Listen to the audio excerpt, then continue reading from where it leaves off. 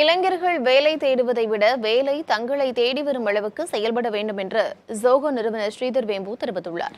அவருடன் நமது செய்தியாளர் சுந்தர மகேஷ் நடத்திய கலந்துரையாடலை தற்போது பார்க்கலாம்.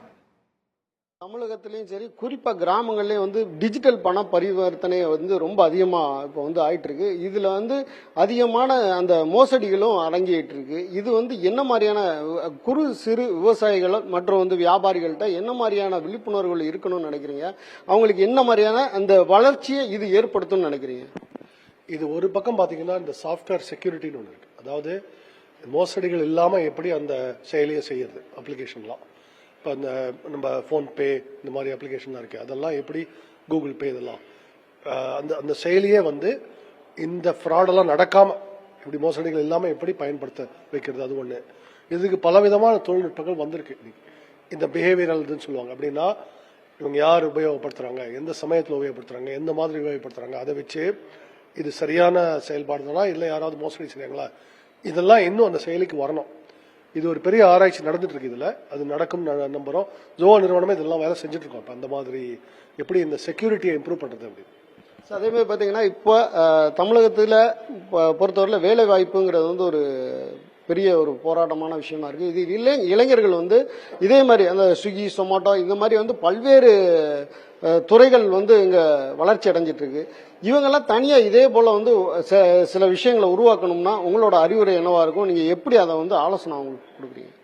இப்ப நான் இளைஞர்களுக்கு சொல்றதே தொழில் வேலை வாய்ப்பை தேடுபவரை விட நான் எப்படி என்ன தேடி வரும் அப்படின்ற எண்ணம் இருக்கணும்.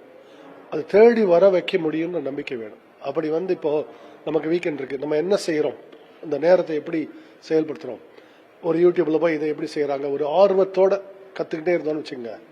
அப்ப என்ன ஆகும், நமக்கே நமது அறிவாற்றல் வளரும் போது நமக்கே இந்த ஸ்கில் டெவலப்மெண்ட் நடக்கும். அப்படி வரும்போது நம்ம ஒரு இன்டர்வியூ போனா உடனே டக்குன்னு இம்ப்ரெஸ் பண்ணிடலாம். இவ்வளவு தெரிஞ்ச விஷயம், நம்ம இவங்களை எடுத்தே ஆகணும் அப்படின்னு. அதனால்தான் நம்ம வேலை தேடுவதை விட வேலை நம்மளை தேடி வர மாதிரி நம்ம தயார் செய்வது தான் இளைஞர்களுக்கு முதல் நான் சொல்ல வேண்டியது. அதற்கு தன்னம்பிக்கை வேணும், தன் ஆர்வம் வேணும், இதை கத்துக்கணும், தன் ஒழுக்கம் வேணும்.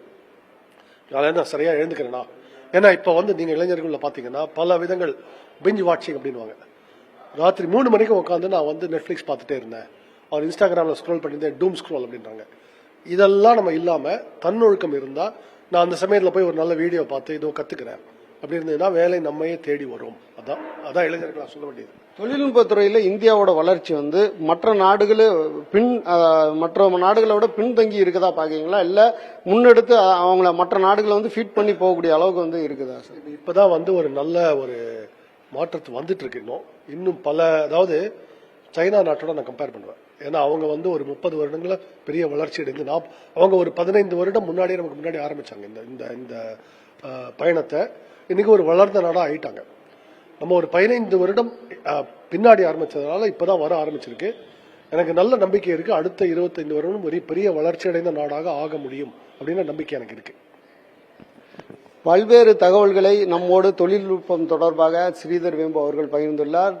சங்கரன்கோவிலிருந்து ஒளிப்பதிவாளர் நாராயணமூர்த்தியுடன் செய்தியாளர்கள் டேவிட் மற்றும் சுந்தர மகேஷ்.